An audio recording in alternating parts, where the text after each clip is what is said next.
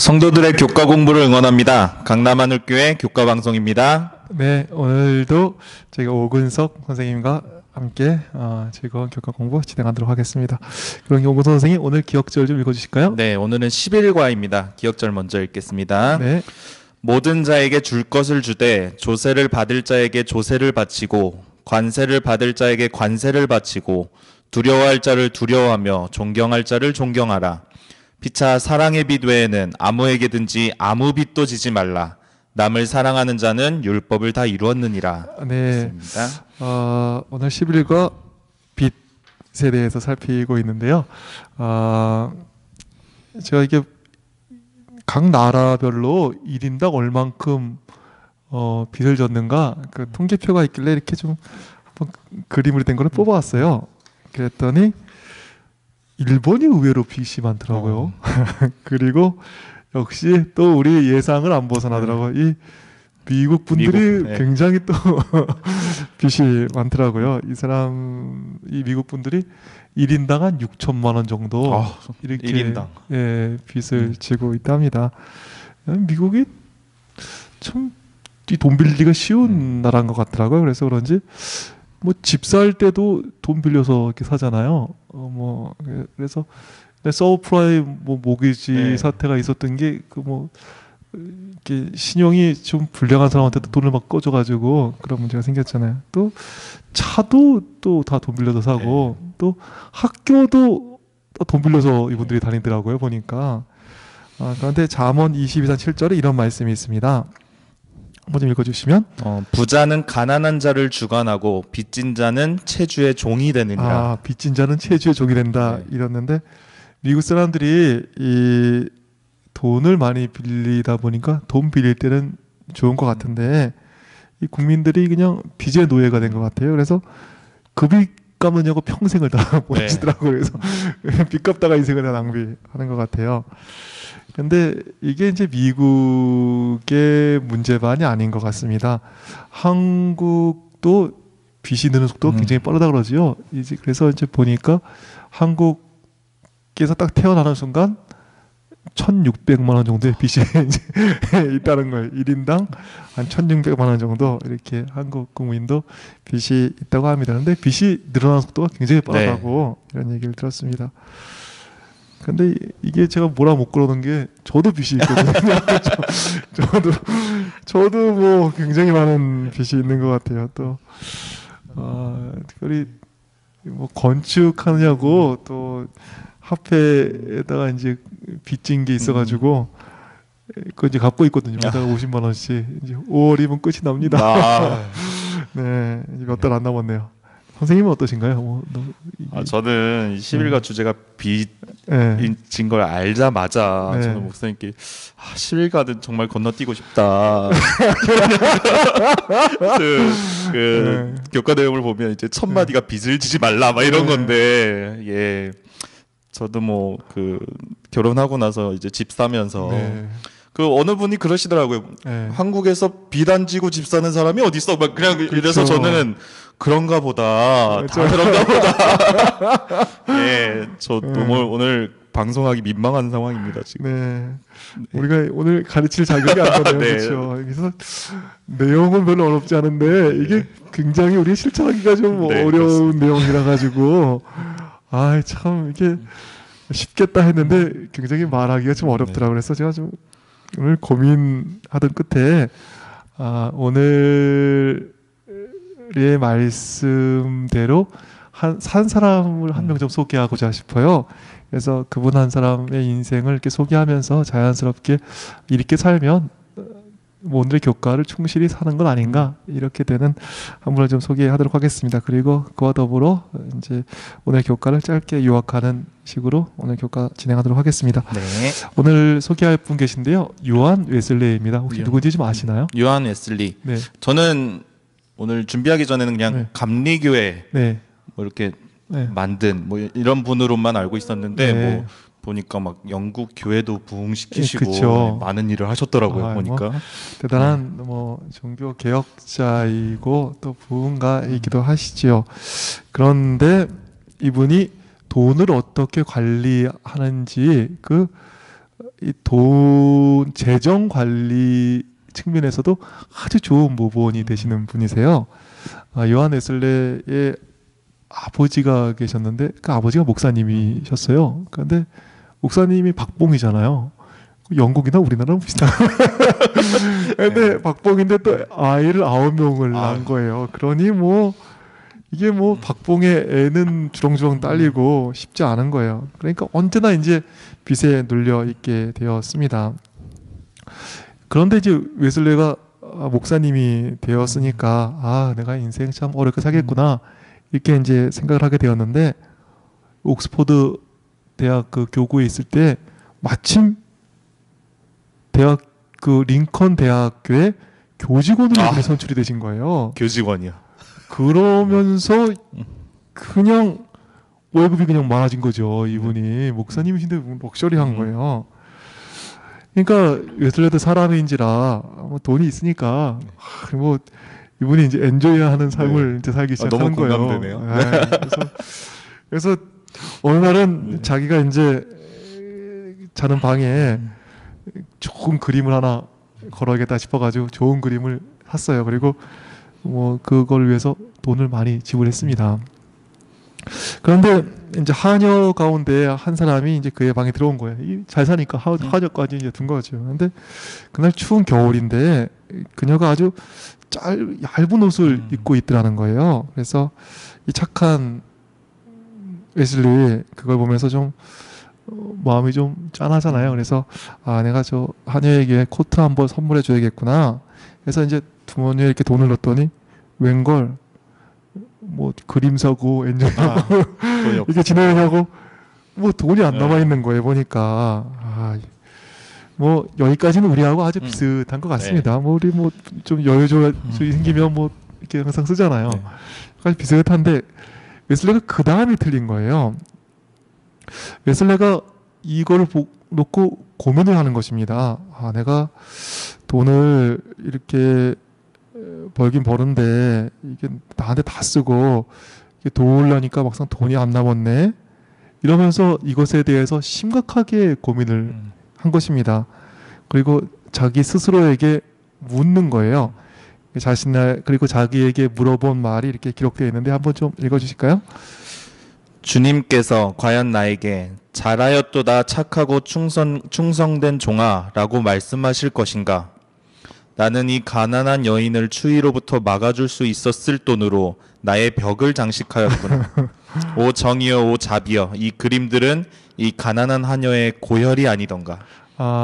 정말 이렇게 그 여인을 도와줄 돈이 하나도 없게 벽에다 그림을 그리고 그림을 그려놓고 뭐 이런 엔조이했던 여러 가지 것들 깊이 느끼면서 이 웨슬레는 자기 재정 운영에 획기적인 변화를 가져옵니다. 그래서 그의 연간 소득이 이제 그의 30파운드였는데요. 이 30파운드면 이제 보통 한 사람이 뭐 좀 여유 있게 살만한 돈이라는 거예요. 그런데 이거를 줄여가지고 28파운드만 생활을 하고 2파운드는 이제 남을 도와주는 일에 썼다는 거예요. 그런데 그 다음에 그의 소득이 2배가 됐다는 거예요. 그런데 여전히 생활비는 28파운드로 쓰고 나머지 32파운드를 다른 사람을 돕는 헌금을 냈다는 거죠. 그러니까 또 하나님께서 복을 더 주시는 것 같아요. 3년째는 그의 소득이 90파운드가 됐다는 거예요. 이게 뭐 1년에 그냥 한 배씩 늘어나요. 그런데 여전히 28파운드만을 가지고 생활하고 62파운드를 딴 사람에게 줘야 했다는 거예요. 4년째가 됐습니다. 더 받았겠죠? 또 120파운드가 왔다. 이 사람은 참 뭐. 네. 그런데 여전히 28파운드만 쓰고 나머지 92파운드를 사람들을 위해서 구제했다는 거죠. 그리고 이러한 방식은 그의 전 생애를 통해서 계속됐다는 거예요. 그래서 뭐 책을 쓰고 이렇게 하다 보니까 이 사람이 웨슬레가 소득이 많아진다는 거예요. 어느 해는 1,400파운드를 넘게 이렇게 돈을 벌었다는 거예요. 그런데 여전히 30파운드만 가지고 살았고 1,400파운드를 남을 위해서 줬다 이런 얘기를 듭니다. 1,400파운드가 되고 굉장히 많이 들었는데도 그의 씀씀이는 2파운드 는 거니 28에서 30. 그래서 그가 항상 이렇게 얘기했대요. 아, 이 땅에 보물을 쌓을까 두렵다. 그래가지고 난 하늘에 쌓아야겠다 싶어가지고 들어오는 즉시 구제 기금으로 보내고 단 한 번도 100파운드 이상 가져본 적이 없다. 이렇게 그는 기록을 남기고 있습니다. 정말 다른 것 같아요. 저도 월급이 매달 일정하진 않고 어느 달에 많이 들어올 때가 있는데 어느 날 많이 들어오는가요? 있죠. 많이 들어오는 달에는 사실 뭐 훨씬 더 여유롭겠죠. 근데 지나고 나면 남는 돈이 똑같아요. 그러니까 그렇죠. 여기 웨슬리는 쓴 돈이 똑같고 남는 돈을 돕는 데 썼는데 저는 이상하게 어디다 썼는지 남는 돈이 똑같은 거예요. 수입이 많아지더라도. 그래서 그렇죠. 벌써 이런 데서 차이가 나는구나를 느끼는데 보니까 웨슬리는 이제 소득이 증가할 때 생활 수준을 같이 이렇게 함께 올리는 게 아니라 남하고 나눠야 되는 그 수준이 올라간다고 생각을 한 것 같아요. 그렇죠. 항상 제가 많이 느끼는 게 많이 번다고 나누기가 쉬운가? 그렇진 않거든요. 그렇죠.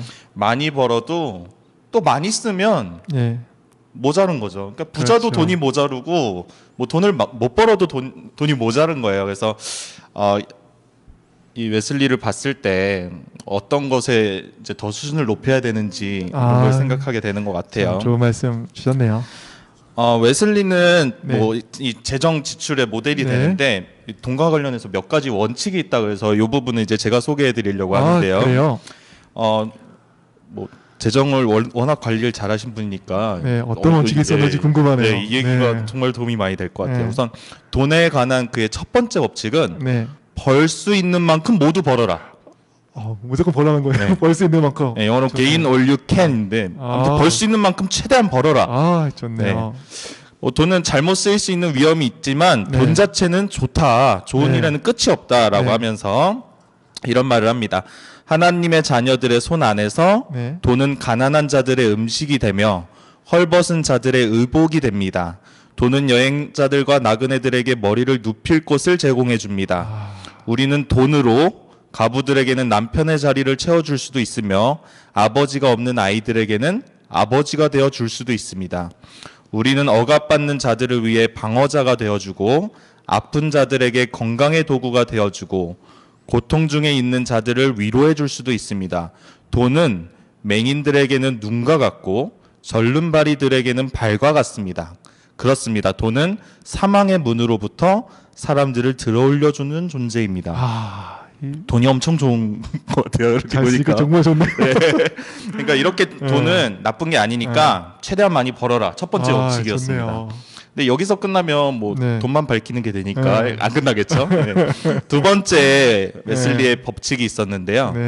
할 수 있는 만큼 저축하라입니다.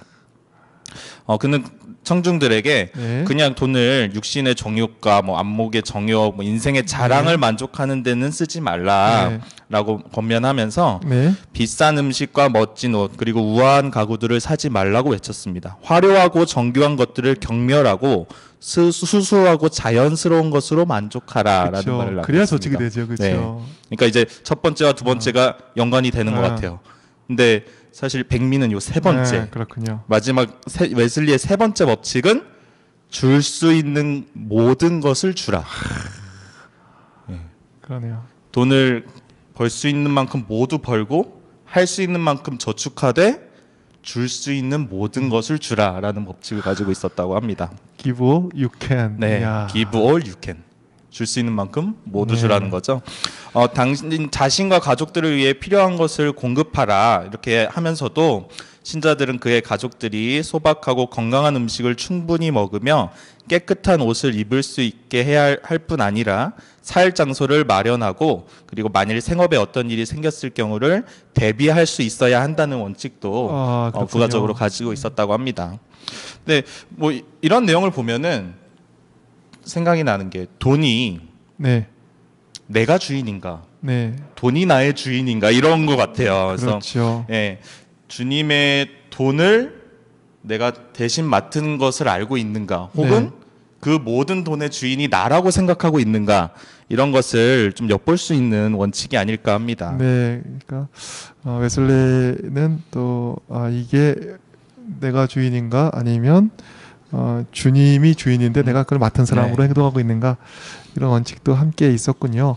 그런 좋은 원칙 속에서 웨슬리는 이렇게 썼다 그래요. 1774년에 내가 만약 10파운드를 뒤에 남겨놓고 죽는다면 당신과 모든 인류는 나를 대적하여 나는 도둑과 강도처럼 살고 죽었다는 증언을 하게 될 것이다. 이렇게 얘기를 했다는 거. 10파운드를 10파운드. 남기게 된다면 욕해야 된다. 뭐 이런 거라죠. 그래서 그 죽었을 때 1791년에 죽었는데 진짜 그 유서대로 됐나 이렇게 봤더니 그 주머니에는 이렇게 많은 돈을 벌었음에도 불구하고 여러 사람을 돕고 이렇게 함으로 그 주머니와 옷장 서랍에는 남겨져 있는 동전 몇 개만 있었다. 이런 얘기를 하고 있습니다. 참 오늘 이런 웨슬레의 모습을 보면서 참 오늘 교과가 얘기하는 정말 지향하는 그 삶대로 이분이 살아낸 것이 아닌가 이런 생각을 하게 됩니다. 그럼 오늘 교과 간단히 좀 정리해 볼까요? 네, 월요일 소지에서는 네. 잘 아시는 에서가 네. 팥죽 한 그릇의 장자권을 바꾸는 이야기가 나옵니다. 네. 나중에 눈물을 흘리며 구하여서 다시 장자권을 돌려달라 했지만 돌려받지 못하죠. 그래서 네. 순간적인 만족을 위해서 더 큰 것을 잃어버린 사건을 보고 있습니다. 교과에는 이런 말씀이 있는데요. 순간적인 만족을 얻으려는 욕망은 통제를 상실한 정신 상태의 징후이다.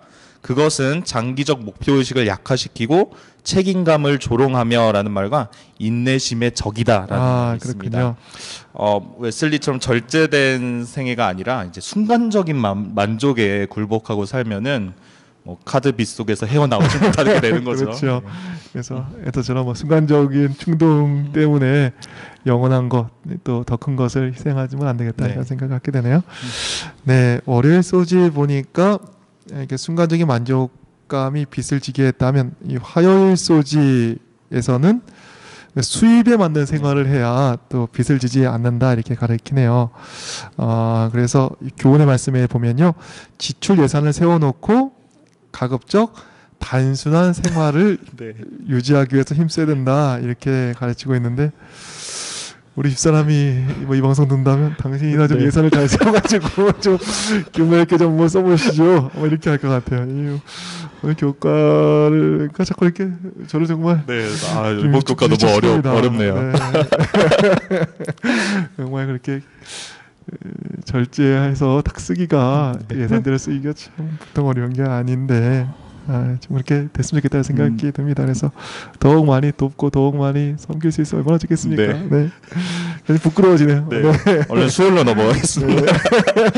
수요일 소재는 빚을 거부함이라는 주제가 나오는데요. 교과 책의 중요한 말을 보면 빚은 미래를 당겨 쓰게 하는 것이다. 정말 라는 말이 있습니다. 그래서 정말 빚을 짐으로써 미래를 힘들게 만드는 카드 빚을 당겨 것 쓴 게 같아요. 아니라 미래를 당겨 쓰는 거네, 그렇죠. 그래서 또 이 빚은 꼭 부도덕한 것은 아니지만 우리의 영적인 삶을 강화시키지는 않는다. 그래서 빚이 영적인 삶에 유익을 주는 건 아닌 것 같아요. 그러니까 빚이 있으면 빨리 갚아라 이렇게 이야기를 하고 있습니다. 그리고 목요일 소지 보니까 교과책에는 짧게 나왔는데요. 청지기 257페이지에 여기 보면 이제 빚진 자들을 위해서 좀 긴 말씀이 나왔습니다. 이게 좀 풀 콘텐츠로 한번 좀 읽어주실까요? 극기를 통해서 얻는 자유. 더 이상 결단코 빚지지 않겠다고 결심하십시오. 빚지는 것보다는 차라리 1000가지 일에 자신을 극기하십시오. 빚을 지는 것은 그대의 삶의 저주가 되어 왔습니다. 빚을 천연두를 피하듯 피하십시오. 주의 도우심을 믿고 그대의 빚을 갚겠다고 하나님과 엄숙한 언약을 맺고 그 후에는 그대가 오트밀 죽과 빵만 먹고 살지언정 아무에게도 아무 빚을 지지 마십시오.